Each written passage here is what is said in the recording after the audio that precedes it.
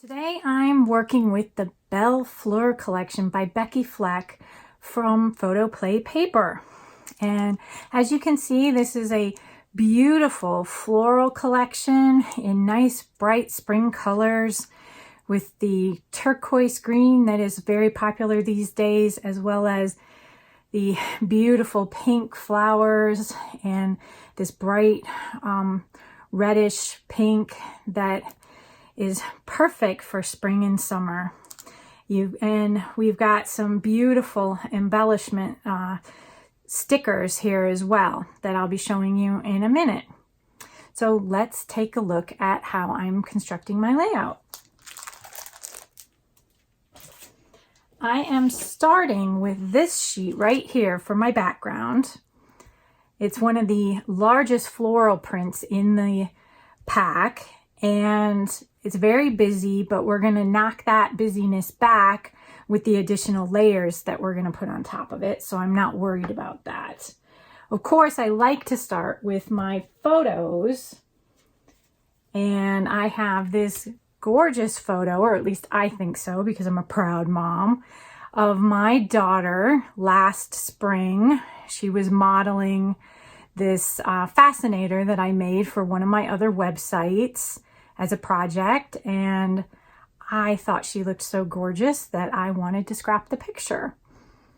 And when you put the photo on this busy background paper, it does tend to kind of get a little bit lost on the busy paper, so I need to mat this so that it'll pop out a little bit. So I have cut this right here, and I could just use a square mat like this, but I want to give it a little bit of movement, so I'm actually going to tilt it like this and keep the photo level, but skew the mat a little bit. And I'm pulling it off to the side because there's some embellishments that I want to add later that I want to do room for. Now, that leaves me with that position of the photo, it leaves me with an awful lot of white space in the rest of the photo, or in the rest of the layout. So I like to color block my layouts, so I couldn't resist grabbing some more of one of the other very busy florals to put along the bottom. I love the contrast with the green background and the white background with the two florals. However, it's hard to separate the transition between the two of them because they are very similar prints. For that, I need a border separating them, and I decided to go somewhat bold with that. So I decided to pop that with a strip of black. And this black polka dot now creates a nice definition between these two busy prints and separates them. So this is the basic bones of my layout, but I'm still missing a few things. I need my title. I need someplace I can put my journaling. And then I always like to put my embellishments on at the end. So I want to put my title across here, and then I want to put journaling here, and that is a project for my Cricut machine.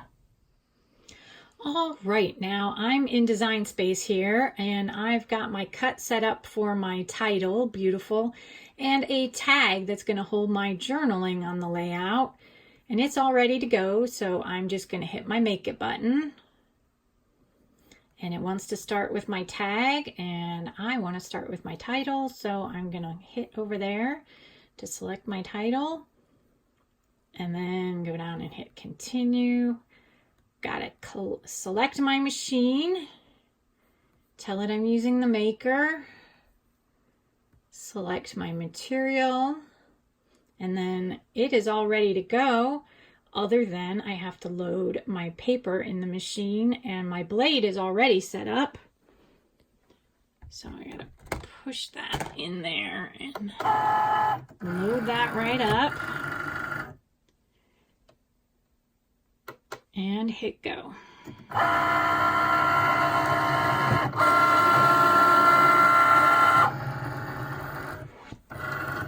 The paper that I am using is one of the patterned papers from the Belle Fleur collection. I could have used a solid, but using this tone-on-tone patterned paper will give it a little bit more texture.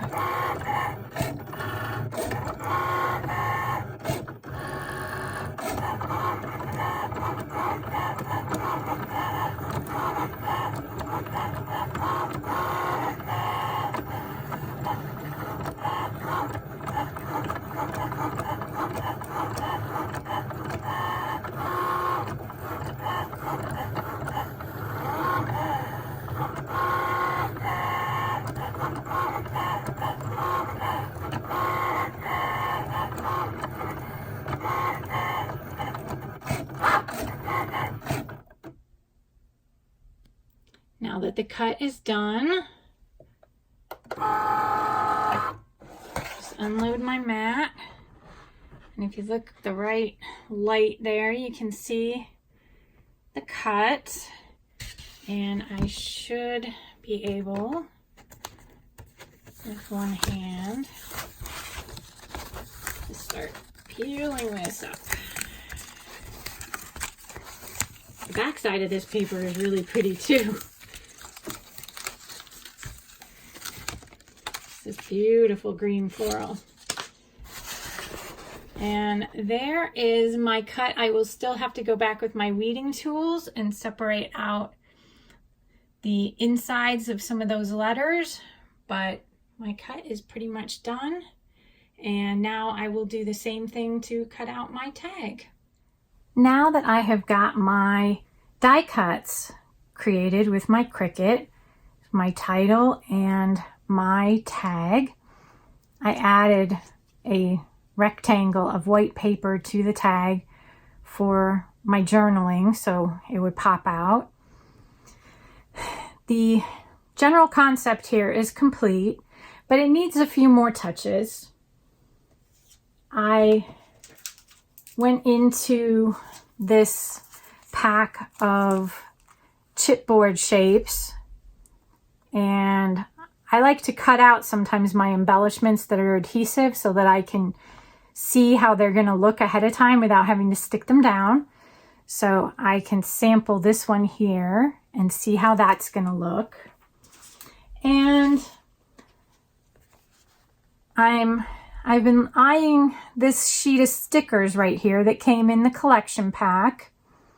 And I think this little heart right here will go perfectly right here. And I think I will use some foam dot adhesive to pop it up a little bit and give it some dimension. So I want to make sure that I leave room for that when this is all adhered down. But there's lots of different options here, but I think those are the ones I'm going to go with.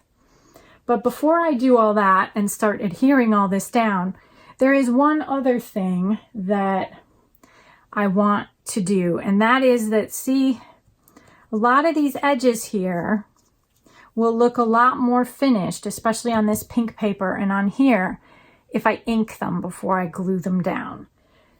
But before I can do that, I need to figure out exactly which shade of pink will work best for that, because pink is a very hard color to match because it can have a red undertone or it can have a more orangey undertone. So how I like to do that is I like to grab a scrap. This was left over from cutting out my title. And then I start grabbing my ink pads that I think are close in color to the shade that I'm trying to match. And I start testing. This one, you can tell, looks like it's probably too pink. But if I pick it up and start inking, yeah, that's way too bright. So now I can try the worn lipstick from Distress and just work my way along the edge here. That one's not too bad. That might work. So I can try the Fresh Peach here. That one is pretty good. That one's not too bad either. And then I think this red is going to be way too dark.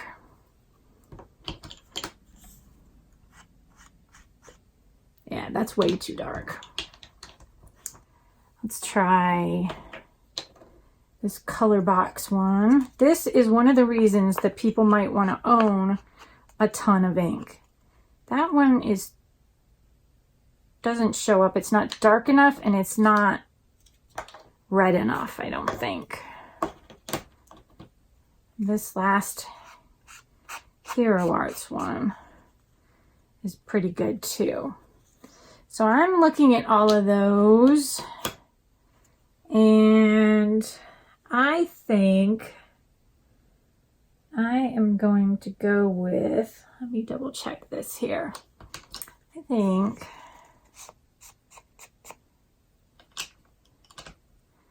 this Fresh Peach one, I think is the one to go with, even though supposedly it's not pink because it's called peach, but I think it is the one that matches best. So now I need to go ink some of these pieces and you'll be able to see the difference that it makes on how they stand out from the background and have some depth. This is a super fast technique that you can use to make those layouts look so much more finished.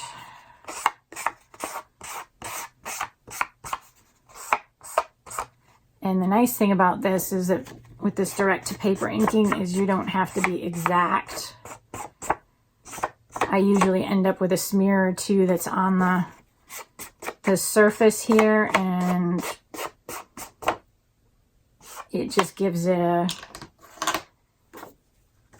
kind of, I meant to do that look. And there we go. It just looks so much more finished now because that edge doesn't have a white pop to it. And now we can do the same thing on this and on this here.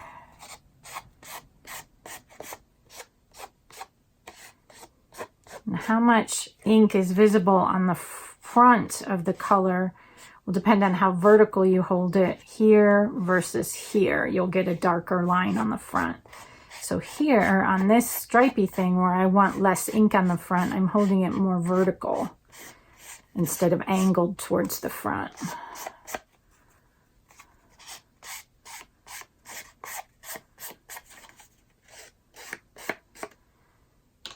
So there is that.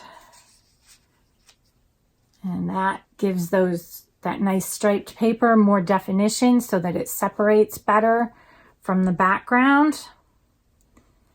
And we can do the same thing here with this one. Gotta be careful not to lose that little tiny dot from my eye and my beautiful.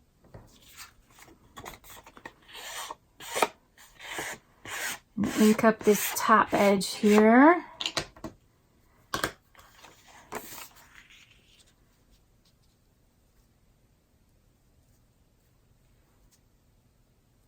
There we go. And now it gets more complicated doing all these crazy edges on this die cut. Some of it obviously can be done direct here. but some of it is going to require the help of a sponge or another tool. So sometimes I use a cosmetic applicator. It's perfect for this. Larger sponges can work for this, but when you've got a lot of corners that are tight, you need something super tiny that can get in there.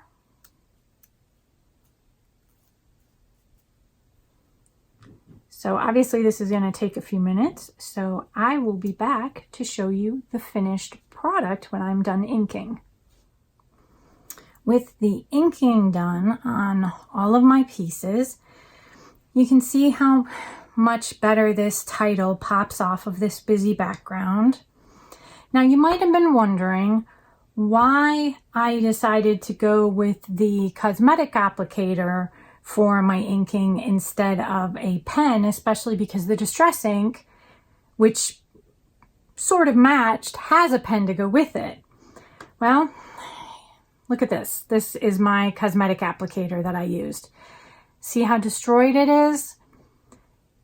I value my pens and I don't want to do this to them, even though the pen is a little more durable than the cosmetic applicator. I have destroyed pens doing edge inking with them. So now, unless it's absolutely unavoidable because of color matching, I stick to the cosmetic applicators.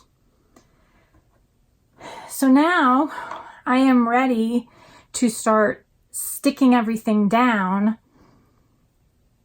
The most challenging item that I have to stick down here is, of course, this die cut with all of these small edges, and I could go in there and put little teeny pieces of adhesive or something, but I am going to use my new favorite toy, and I'm going to use Mod Podge Ultra, which is the latest version of Mod Podge from Plaid, and it is a spray version, so I will be able to just spray right over the back of this and stick it down. And I will show you right now how that's going to work. I'm going to take these two pieces.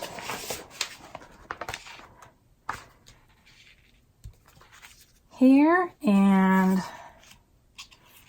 I'm going to spray the back of my die cut. Oops. Make sure I don't lose that teeny tiny piece right there. Now, you're supposed to shake this up for like 15 seconds, but it's already been shaken just a minute ago, but I'm going to shake it up just a little bit more.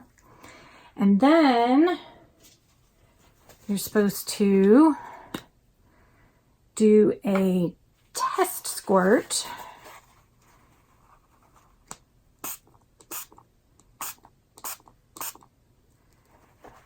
to make sure that you get any of the globs out, and I think it's going good now. So what I'm going to do is, let's get that out of the way a little bit more. I'm going to just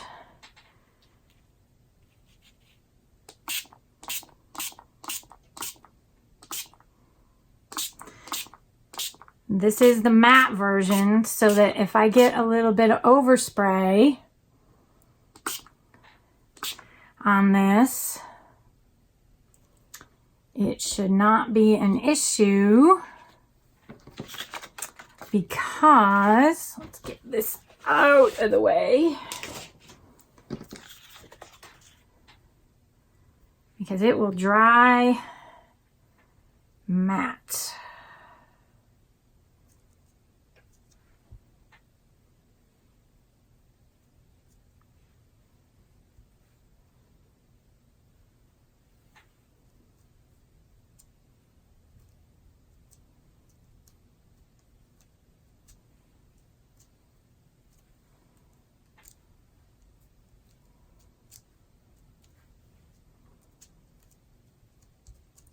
we go. That is stuck down, and no need for special machines or anything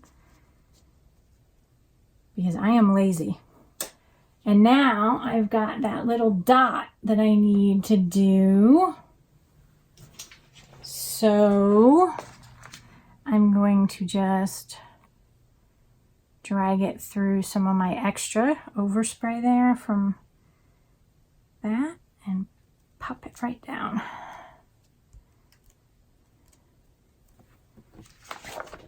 And then I will clean that mat in a few minutes when I am done. And that's how easy that is with my Mod Podge Ultra. So now I can finish sticking down all the rest of these items. And I'll be back in a moment to show you the finished product and stick down the embellishments. I've got everything glued down now, and you can see I added some ribbon to my tag when I did that. So now it's time to add those last couple of embellishment touches. And first, I've got my chipboard embellishment from the Photoplay paper chipboard set. It's double-sided here from the micro chipboard shapes from Photoplay for the Belle Fleur collection by Becky Fleck. So I'm going to peel that off of its backing that I had cut out, and I'm going to stick that right down here in a space between the tag and the photo. And now I've got to do that sticker that I want to put over here. And that comes from this beautiful sticker sheet that comes with the collection. And there's so many good choices. I could have put flowers and things, but being that it's already on the flowered background, some of these would have kind of gotten a little bit lost. I'm hoping that this heart will pop a little bit once I pop it up with some foam dots. So to do that, obviously, since this is sticky, I want to get rid of the adhesive that's on the back of it. So I'm going to set that aside and get out a paper plate to work on. And I've got my sticker here and my baby powder, which is my magic de-stick material. And I'm just going to, this little travel size container of baby powder just lives in my desk in my studio all the time for using just for these sorts of things. And now it is perfectly not sticky thanks to the baby powder. You'd never even know there was adhesive on it, ever. And close the baby powder. Try to clean the hands off a little bit there to work with. And now you can see once I foam dot that up a little bit, that's going to be fine. I have to do that with, I have from Scrapbook Adhesives Crafty foam tape. I just snip some of this off and stick it on the back there. So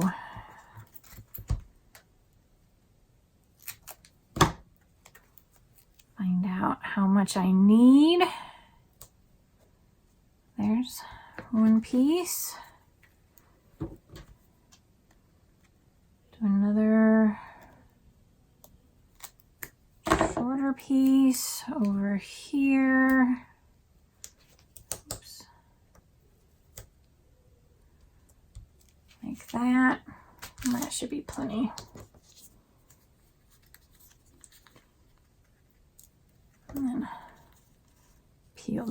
marker off of it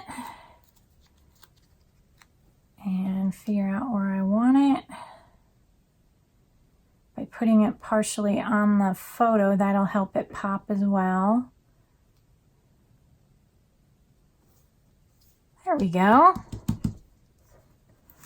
Now, all that is left for me to do on this layout is do my journaling, and it will be complete.